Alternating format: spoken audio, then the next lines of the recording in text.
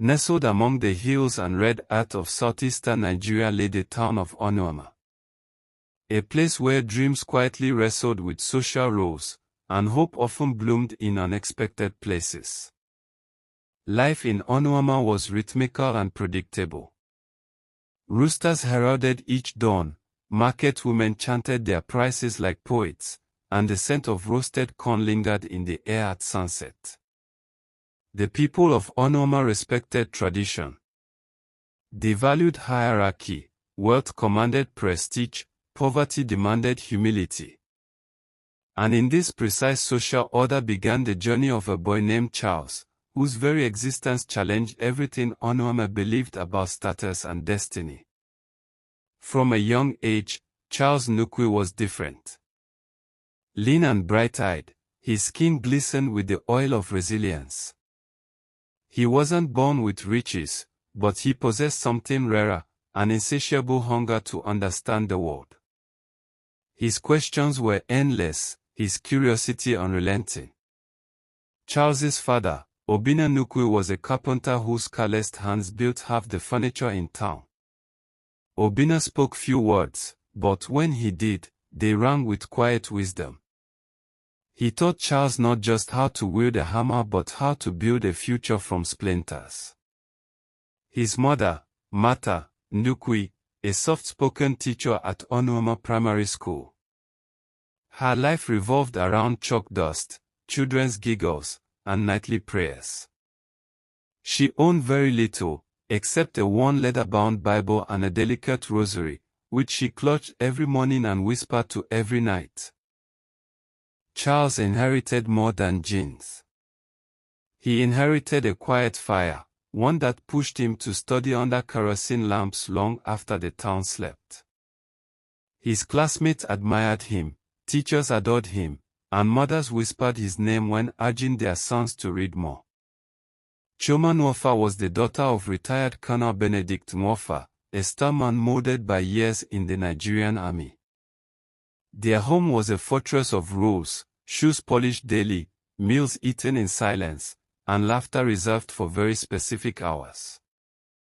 But Chioma, beneath her father's shadow, possessed a rebellious elegance. Her laughter was music, her eyes held rebellion wrapped in grace, and her mind was razor-sharp. She wore anklets that jingled when she walked, and her notebooks were filled with poetry scribbled between mathematics formulas. She was brilliant, but her brilliance had bounds. Her father believed success had a code: marry into wealth, walk the path of power, never cross class lines. Charles, in all his glow, was a breach in that belief. Chioma was struggling with physics, a subject she believed was created to torment her. Her cousin, who had once studied under Charles, recommended him. The first session was held under a mango tree in Chioma's compound. Charles came in faded jeans, carrying nothing but a textbook and quiet confidence. Chioma watched him teach with awe. Charles explained laws of motion like storytelling. What started as tutoring became frequent study sessions, under trees, by lantern light, sometimes in Charles's humble home. Martha often cooked extra portions on those days. Soon, it wasn't about studies anymore. It was about jokes, shared secrets, dreams, and the way Charles looked at her like she mattered outside her father's shadow. Chioma, too, saw beyond poverty. She saw resilience, thoughtfulness, and gentleness wrapped in a boy with worn shoes. Though they never spoke of love, the air between them throbbed with unspoken feelings. It was beyond friendship, it was sanctuary. But Onuama had ears, and the whispers began flying around. Colonel Nwofa summoned Chioma one evening, his voice cold. He had told her Charles was not a boy of her class. He may teach you books, but he must not teach you dreams. Chioma pleaded. Her father forbade her from seeing Charles again outside tutoring, and ordered their sessions to stop once she passed her exams. Their last meeting was quiet. Charles handed her a book, Chinua Achebe's Arrow of God. Inside the cover, he'd written, "The brightest stars are not born in palaces. Shine anyway." She cried but didn't argue. Her family's honor, her father's iron fist, and society's rigid silence closed the chapter. Charles felt the ache, but he turned it into purpose. He studied harder. He helped more students.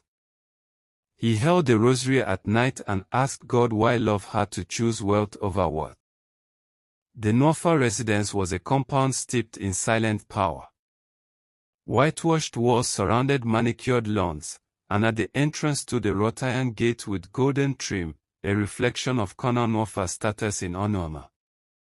Inside the house, the atmosphere felt like a military barracks disguised as a family home. Photos of the colonel in various uniforms, from combat fatigues to ceremonial dress, lined the hallways like guardians of his legacy. Colonel Benedict Norfa was the kind of man who demanded answers before questions were asked. Broad-shouldered and always dressed in starched white kaftans or crepe camouflage, his voice didn't rise, it sank heavy with authority. His rules were ironclad: meals at 6 sharp, light out at 10, no unapproved guests, and under no circumstance, fraternization with the lower class. His worldview was shaped not by malice but by structure. Where rank was earned, an association could either elevate or tarnish a legacy.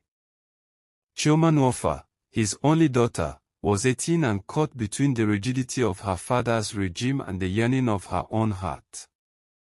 Her beauty was not flamboyant, but poetic, almond-shaped eyes that held curiosity and defiance, full lips that rarely spoke recklessly, and fingers that danced across piano keys whenever the burdens became too heavy.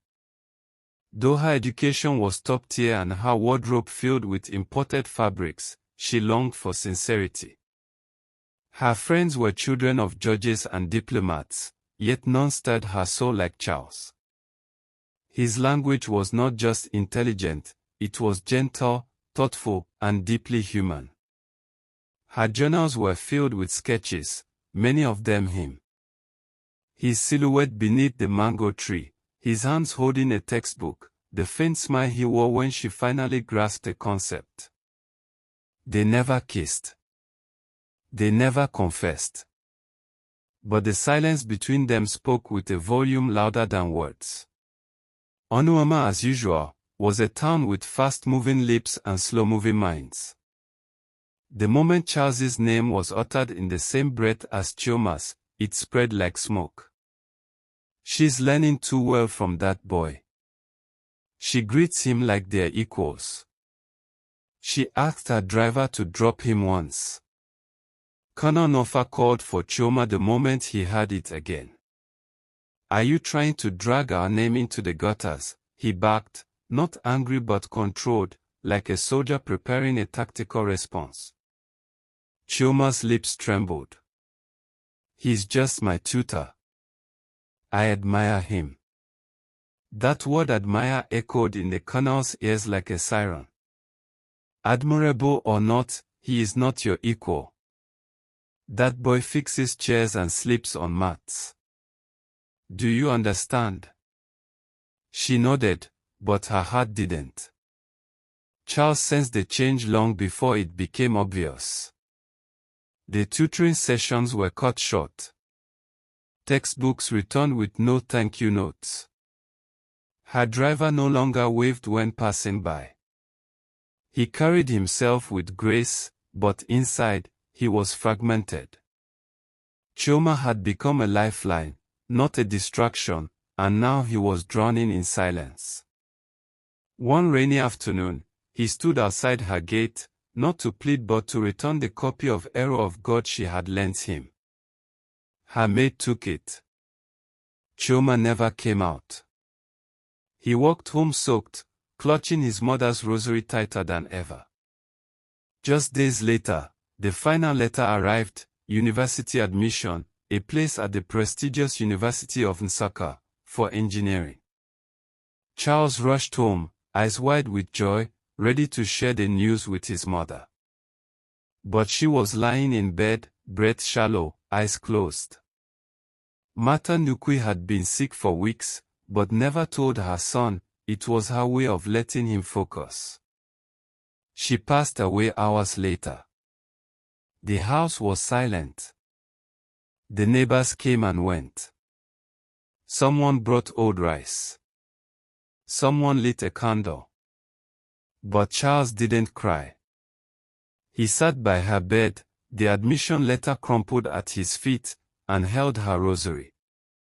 "You've done well, my son," she had whispered before slipping away. After Martha's burial, Charles lingered in Onuama like a ghost in a town too quiet for his dreams. He no longer walked with the confident stride that once inspired classmates. Now his steps were heavy with grief, each one dragging behind it the memory of his mother's final words and a crushed university admission letter crumpled in his satchel. His days became a blur of odd jobs. Carrying firewood for market women before sunrise. Scrubbing floors at the local health center where nurses barely acknowledged him. Repairing wooden benches in the town's church without pay, just a quiet nod from the priest. Each coin he earned vanished like smoke. Education, once shining on the horizon, now flickered like a distant star. Yet through it all, he never let go of his mother's rosary. Worn and stained, he kept it wrapped around his wrist like armor. One humid evening, while helping to fix a neighbor's broken kitchen table, Charles received a call on his second-hand Nokia. The screen blinked weakly. James, his former classmate. James had left Onuama 2 years earlier and moved to Umuahia, a bustling city known for noisy streets, overpopulated markets, and where the scent of roasted plantain mingled with diesel fumes. "Bro, this place dey rough, but money dey here," James said. "Men dey hustle, but if you no fear sweat, you go it. Come." Charles hesitated. He had never left Onuama. His mind spun with visions of the unknown, cold bus seats, strangers, city lights he only saw in movies. Yet something tugged him forward, hope, maybe desperation. He packed a bag of only essentials. 2 shirts. 1 notebook. His rosary. With a borrowed 2,000 Nigerian nairas, he boarded a creaky transport van headed to Umuahia. The city struck Charles like thunder. Hawkers screamed prices with machine-like repetition. Children darted between parked cars selling sachets of water. Traders swore and negotiated in market dialects that sounded foreign to village ears. James lived in a cramped one-room flat in Ko Market district, where the walls sweated from the heat and the ceiling creaked with the weight of the upstairs tenant. Yet to Charles, it was paradise, a roof, a pillow, and electricity, even if only for 3 hours a night. James was no longer the quiet boy Charles remembered. The city had given him an edge. He wore loud clothes, spoke fast, and walked with swagger. Here, nobody care wetin you get upstairs, James warned. No wetin you fit carry on your head matter. Intelligence no dey pay rent. Still, James offered Charles a lifeline, loading work. Charles began helping vendors stack heavy cartons, haul sacks of rice off trucks, and push wheelbarrows for hours. His palms bruised. His feet cracked. But his heart stayed on fire. At night, he studied, torn textbooks, borrowed notes, downloaded PDFs from cyber cafes. The city didn't gift him knowledge. He clawed it from its concrete walls. Months passed. Charles saved ruthlessly. He skipped meals, stitched torn shoes, and said no to outings. The goal was singular: University. He had failed the last time due to financial crisis. This time he was more determined than ever. By the end of a year, he had enough to buy forms, take entrance exams, and enroll at University of Port Harcourt to study engineering. Not his dream school, but it didn't matter. He made it. And so began a new war. University life was not romantic. While others wore fresh jeans and laughed in air-conditioned lecture halls, Charles arrived early to grab leftover chalks. He couldn't afford textbooks, he memorized class discussions. He didn't own a phone with internet, he borrowed. His jobs followed him into campus. Mopping lecture theaters. Running errands for postgraduate students. Typing assignments at night for others in exchange for Gary. Every morning, he wore the same shirt, pressed neatly. And around his neck, hidden inside his collar, was his mother's rosary.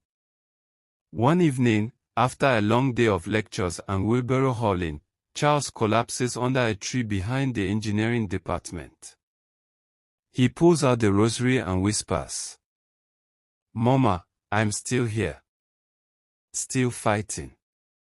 Still yours." As he drifts into sleep, he doesn't see the flyer pinned to the tree trunk nearby, a scholarship opportunity, posted quietly by a student activist group. Fate still watches. But so do temptations.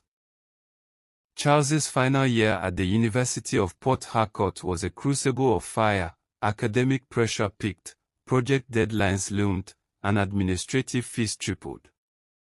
Charles lived off scraps, slept with textbooks as pillows in shared quarters, and often skipped meals.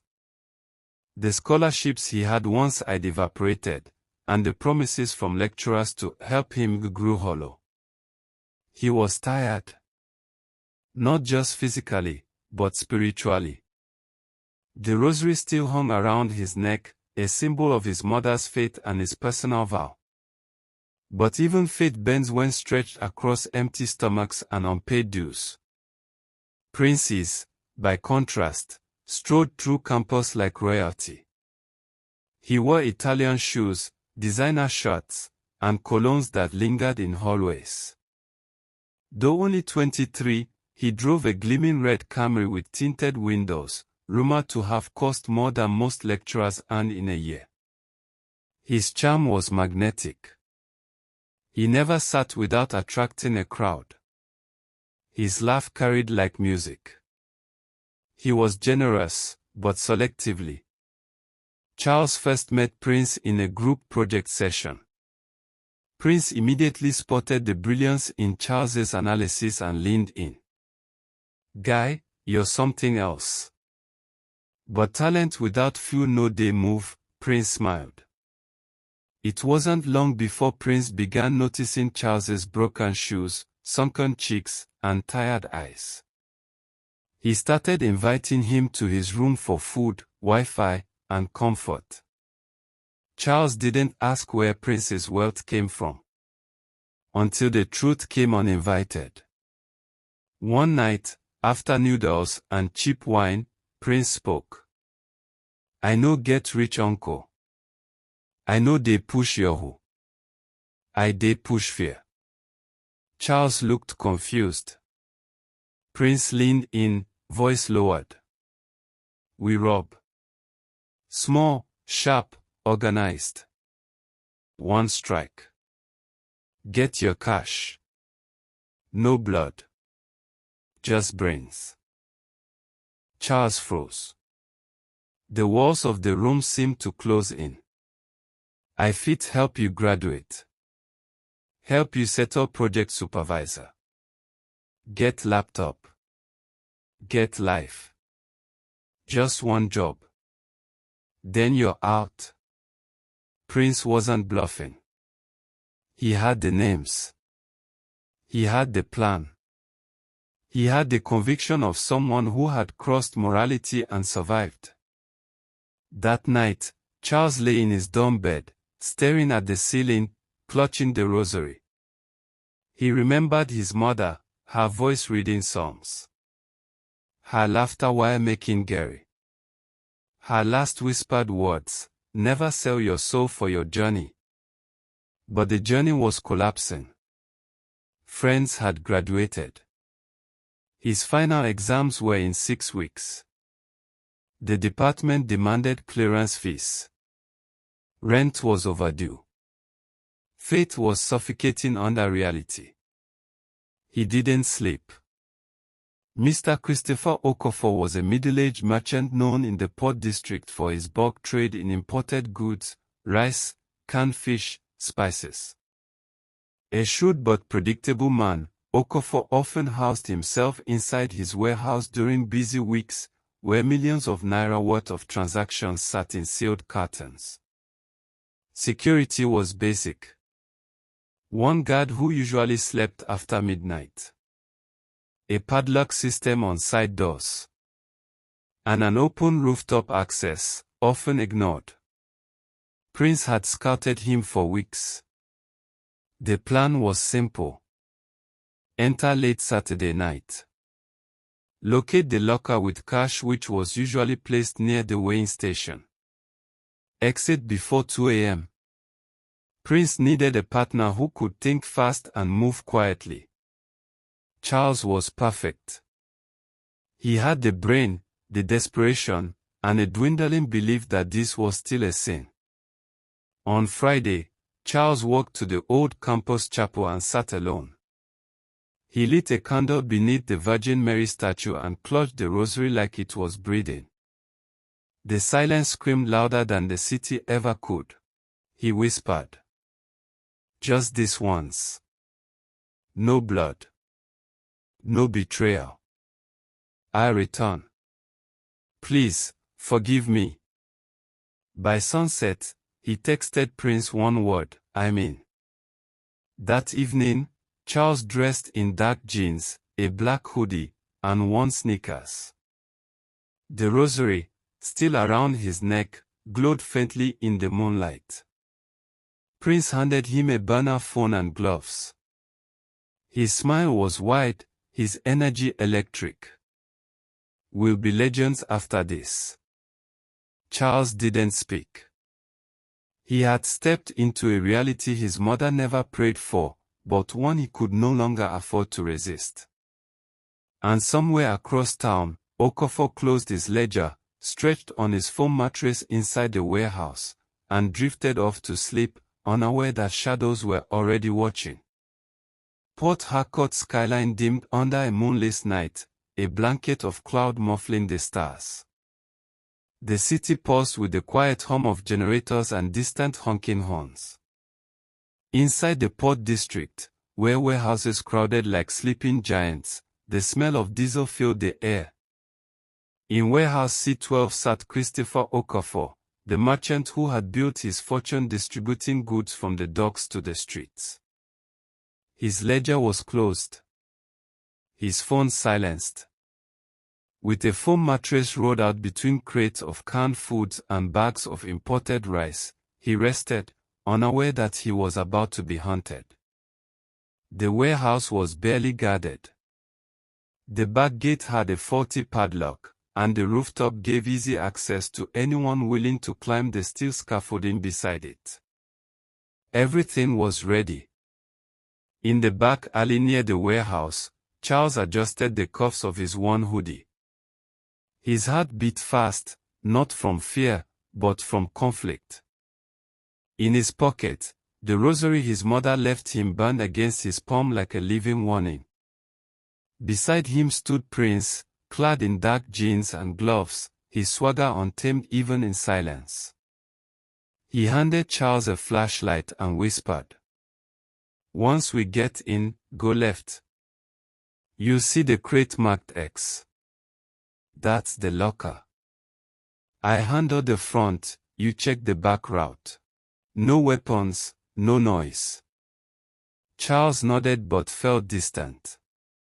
Each breath drew him further away from his mother's teachings. And yet, the weight of tuition debts, hunger, and failure loomed heavier than the beads around his wrist. They slipped in through the rooftop like whispers in the dark. The warehouse swallowed their presence instantly. The only sound came from the subtle hum of the nearby freezer storing frozen fish, and the rhythmic chop of night crickets outside. The plan was in motion. Charles moved quietly between crates. Prince checked the outer perimeter. Then came fate.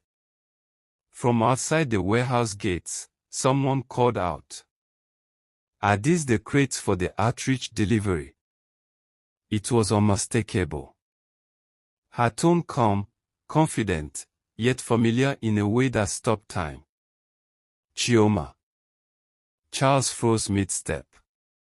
Through the cracks of the window pane, he saw her standing with two volunteers, clipboards in hand. Her braids were tied into a bun, and she wore a branded shirt reading Student Legal Aid and Outreach. Her presence lit the darkness, not just literally, but emotionally. Memories flooded in, tutoring under the mango tree, her laughter during physics class, her anklets jingling when she walked. His fingers trembled. He looked down at the rosary. Suddenly, the bags of money and the escape plan felt miles away from who he was. His feet moved backward slowly. He dropped the flashlight. He turned toward the rooftop and climbed with urgency. Every heartbeat chanted one word. Leave. He didn't wait for Prince. He didn't explain. He disappeared into the night. Prince, unaware of Chioma's presence and unwilling to delay, proceeded. He reached the locker, cracked it open, and began loading bills into his backpack. But the guards, alerted by the earlier voices outside, returned quicker than expected. Prince was caught red-handed beneath the flickering warehouse bulb, surrounded before he could flee. Shouts rang out. Security vans arrived. And by morning the news had spread to campus. A Uniport student arrested for robbery, Prince is detained. Suspected accomplices being investigated. Charles, miles away, sat at the edge of his dorm mattress, breathing hard. His hoodie still smelled like warehouse air. But the rosary glowed gently in his palm. Chioma, confused by the police lights that had surged past her team, had returned to her flat with a troubled heart. Something in the air had felt broken. After the arrest at the warehouse, Prince was quickly processed and detained. The story surged through the university like wildfire. Prince the Kingpin, finally caught, they whispered. But in his statement to the police, Prince did not fall alone. He named Charles. Not as a bystander. Not as a hesitant participant. But as the mastermind. He planned it. He knew Okafor's patterns. He gave me the timing. Charles was picked up the next evening, his face pale and tired, surrounded by stunned classmates and confused neighbors. The police brought him in under suspicion of conspiracy to commit armed robbery, a charge that carried the weight of years. The room was cold. Metallic. A single bulb swung overhead. The interrogators didn't shout. They didn't threaten. They simply let silence push Charles into honesty. And he cracked, but not with guilt. He told the truth. Yes, he planned with Prince. Yes, he agreed in desperation. But no, he didn't execute the act. He had walked away, because of her. I saw someone I knew. Someone I couldn't steal in front of. Her voice reminded me who I was. His confession was nuanced. Brutal. Sincere. But sincerity doesn't dissolve criminal charges. 3 weeks later, the courtroom doors opened wide for state against Charles Nukwi. Reporters sat front row. Students filled the back benches. The gallery buzzed with whispers. Charles entered in a faded white shirt and worn black trousers. No lawyer walked beside him until one arrived late. A thin man with tired eyes named Barrister Ojidai, assigned by the state, adjusted his glasses and greeted Charles with soft warmth. "Don't lose hope, my boy," he said. "Sometimes, the truth shows up late. But it still shows." The prosecutor was sharp, dressed in navy robes, voice like flint. Desperation does not excuse conspiracy. The law punishes planning, not just participation. She called witnesses. A warehouse guard testified he only saw prints, but noted 2 figures had entered the premises earlier. Surveillance footage showed 2 shadows, not faces, climbing the scaffolding. Charles's case grew brittle. Even Barrister Ojidai seemed strained. As the judge prepared to adjourn for deliberation, the bailiff interrupted. "Your lordship, another witness has arrived." Heads turned. The courtroom doors opened. Chioma Nwafa stepped in. Her presence was magnetic, dressed not in civilian clothes, but her former law internship attire, black skirt suit, crisp white shirt, law foundation ID clipped to her lapel. The judge raised an eyebrow. "Miss Nwafa, you are not on the list." She responded clearly. "No, Your Honor. But I come with a testimony that may influence justice." Chioma stood in the center, voice steady but full of fire. "Charles Nukwi is not a criminal. He is a man who fought harder than most to survive." She told of his years of tutoring without pay, his reputation as an academic mentor, his poverty and perseverance, and the moment he froze at the warehouse, when she saw him retreat from the plan. He didn't run from guilt. He ran toward who he used to be. "I know the law, Your Honor. But I also know justice. And sometimes, justice must choose to rehabilitate, not just to punish." The room held its breath. The judge leaned back in his seat, drumming his fingers on the desk. The judge spoke slowly, voice echoing through the quiet hall.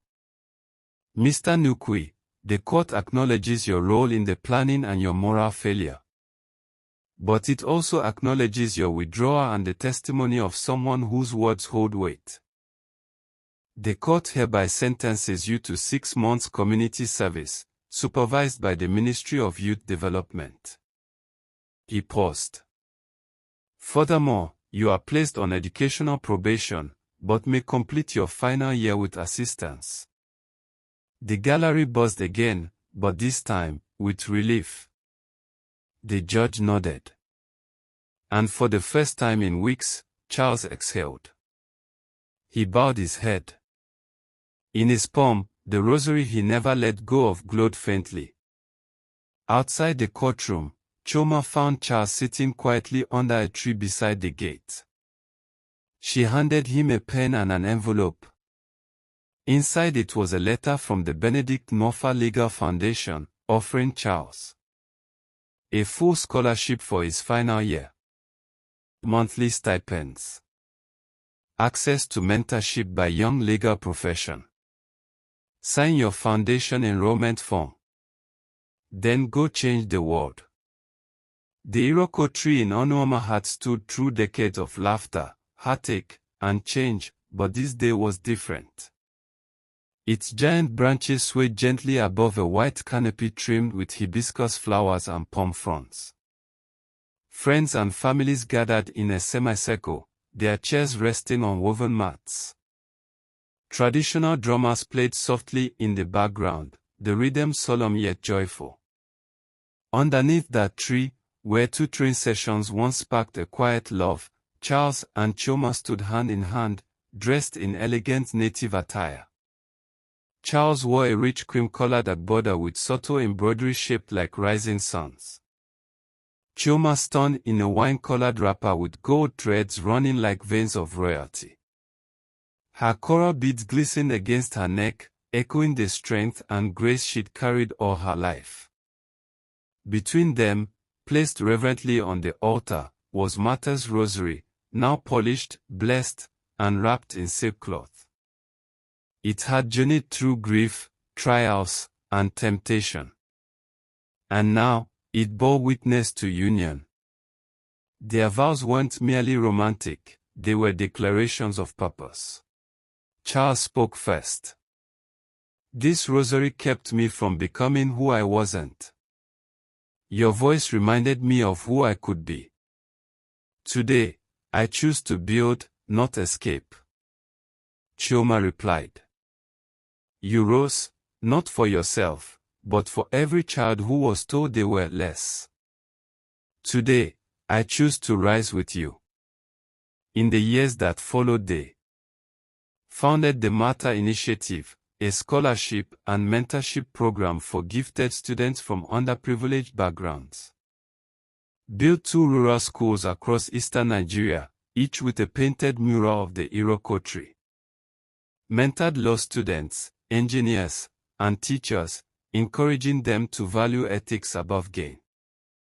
Their wedding became a symbol, not of status, but of restoration. Not just of love, but of destiny fulfilled. And so, beneath the tree where love first bloomed and faith almost fractured, Charles and Chioma forged a new legacy. One grounded not in class, but in grace. And above them, the Iroko tree whispered in the wind, as if even nature approved.